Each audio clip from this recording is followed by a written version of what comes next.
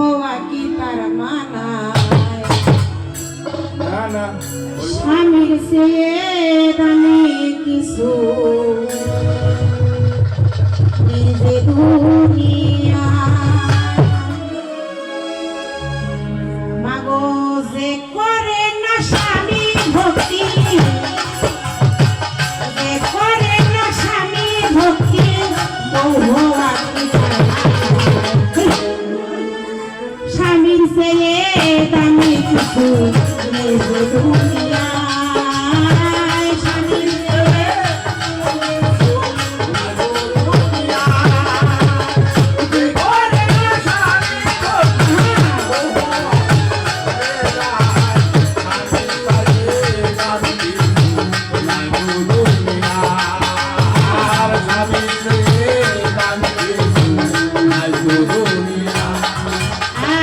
পতিব্রতা নারী যে হয় সমাজের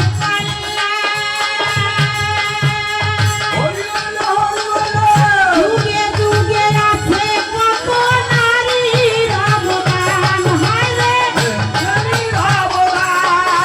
আর পতিব্রতা নারী যে হয় সমাজের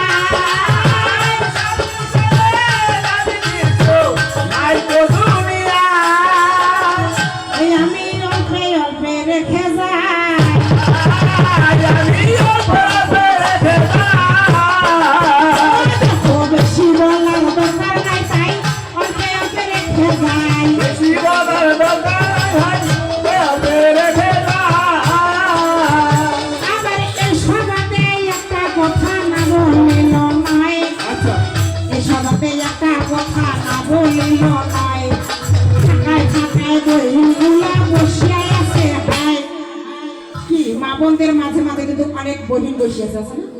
মনে মনে চেংড়ি গেলা চিন্তা করছে নাই, মনে মনে চেংড়ি গেলা চিন্তা করছে নাই,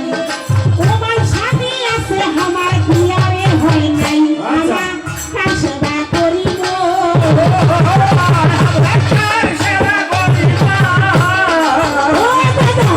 মাঠে গোল মারিব, কার সেবা করিব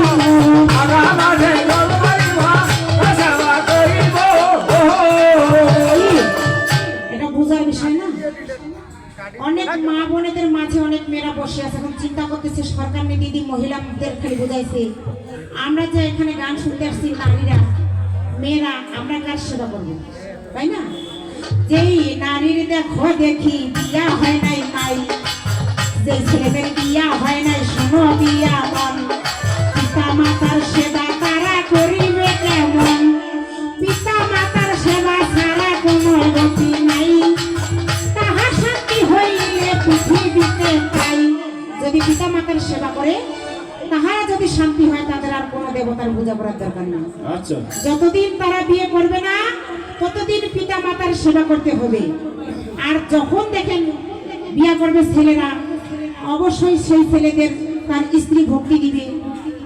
তার ছেলে মেয়ে ভক্তি দিবে, তারা পিতা মাতা হয়ে যাবে, তাদের পিতা মাতা তখন মারা যাবে, তখন আর তাদের পিতা মাতাকে ভক্তি দিতে হবে না। তাই জন্য যাদের বিয়ে হয় নাই অবশ্যই পিতা মাতার সেবা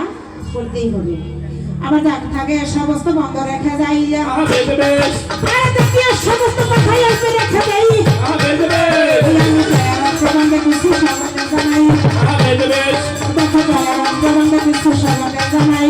আরে বেশ আমি পূর্ব রাজা মন্দিরে বা ভ্রমণী রাজন আরে বেশ আমি পূর্ব রাজা মন্দিরে বা ভ্রমণী রাজন আরে বেশ আমি সরবতিয়া নেব নাকালি শরণ আরে বেশ আমি সরবতিয়া নেব নাকালি শরণ আরে বেশ আমি পশ্চিমে বতিয়া নেব ফিরে পাইতাম আরে বেশ বতিয়া নেব ফিরে পাইতাম আরে বেশ আমি দক্ষিণে বতিয়া নেব নাকালি শরণ আরে বেশ আমি দক্ষিণে বতিয়া নেব নাকালি শরণ আরে বেশ আমি পূর্ব রাজা মন্দিরে একজন দেবগণ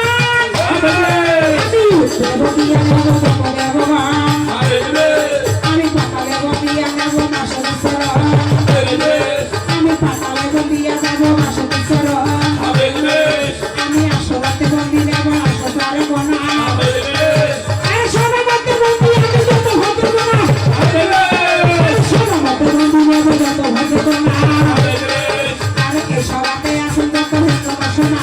আরে বেশ আমি মুসলমানকে জানাই সালাম হিন্দুকে প্রণাম আরে বেশ আর কেশবাতে আছে দেখো কেনি আর বন্দি আরে বেশ আর কোন মধু বসত দেখো আমি কাহা জানি আরে বেশ আর গুরু হইয়া শিষ্যের পদে যে মারিবে নাও আরে বেশ দেখো গাদা তার বাবরে গাধুনি হইল মাও আরে বেশ আর গাদা তার বাবরে গাধুনি হইল মাও আরে বেশ আমি স্বামীর শরণ বন্ধু যার দেখো দেশ আরে বেশ আমি স্বামীর পদে দেখো প্রণাম জানাই আরে বেশ আমায় অবশেষে ভব সিন্ধু পার করিবে ভাই আরে বেশ ওই আমায় অবশেষে ভব সিন্ধু পার করিবে ভাই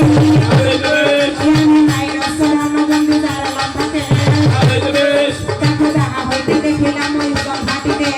আরে বেশ ওই আমি সাধু গুরুর মুখে শুনি আছে ভগবতী আরে বেশ আর সাধু ভজ বরদান পার হইবে যদি আরে বেশ আর টিপিনির ঘাট সেটা ভীষণ ভূতে থানা আরে বেশ আর সাধু জন্য পার হইয়া বা কাপি যাইতে মানা আরে বেশ আর সাধু জন্য পার হইয়া বা কাপি যাইতে মানা আরে বেশ আর সাধু জন্য পার হইয়া যাইবে অনায়াসে আরে বেশ আর অসাধু জন্তরে থাকবে নিজ কর্মদোষে আরে বেশ আর অসাধু জন্তরে থাকবে নিজ কর্মদোষে আরে বেশ আর সবাইকে কিছু কথা বলিয়া জানাই আরে বেশ আর না বললে বলবে না কথা জানিবেন সবাই আরে বেশ আর এখানেতে আমি দেখো আসে গেলাম ভাই আরে বেশ আর সঙ্গে অনেক দেখো দশটা নাই আরে বেশ আর অনেক জ্ঞানী মানি ব্যক্তি আছে ধন আরে বেশ আর ওনাদের প্রতি আমি প্রণাম জানাই আরে বেশ আর আমার প্রণাম দেখো গ্রহণ করিবে আরে বেশ আর সর্বশেষে আমার কাছে আশীর্বাদ জানাবে আরে বেশ আর সুন্দর করিয়া আমি বলে গেলাম ভাই আরে বেশ আর যা হার কৃপাতে আসিলাম তাই আরে বেশ আর যা হার কৃপায় আমি আসিলাম তাই আরে বেশ আর হার কৃপাতে আমি এখানে ধন আরে বেশ আর আসিয়া গেলাম দেখো জানিবেন কেমন আরে বেশ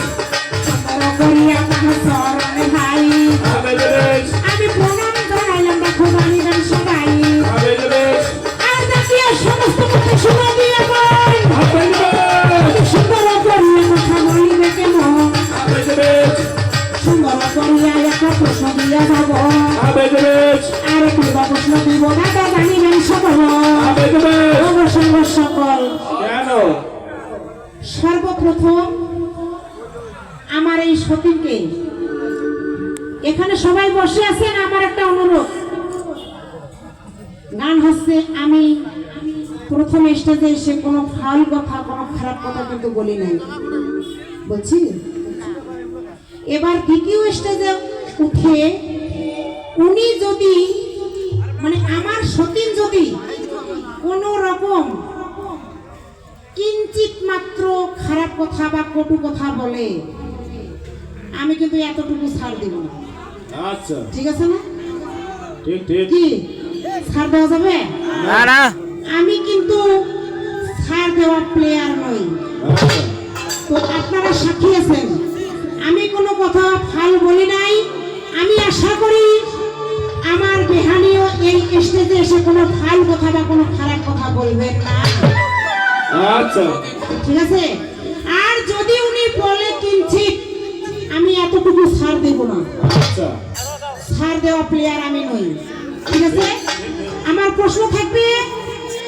ওনার নাম হচ্ছে কি দুর্গা দেবী, তাই না? ঠিক ঠিক। উনি একদিন ওনার পিতার বাড়িতে একটা যজ্ঞ হয়েছিল, শিব প্রহিত যজ্ঞ। সেই যজ্ঞে উনি দেহটাকে বিসর্জন দিয়েছিলেন স্বামীর নিন্দার জন্য। তো এই দেহটা বিসর্জন দেওয়ার পরে ওই যজ্ঞটাতে আসবে, ওই যজ্ঞটা যে নিভিয়েছে সেই ব্যক্তিটার নাম কি আর সেই ব্যক্তিটার জন্ম কোথায়? ঠিক আছে, সুন্দর করিয়া কথা বলিবে হ্যাঁ তাইয়া সুন্দর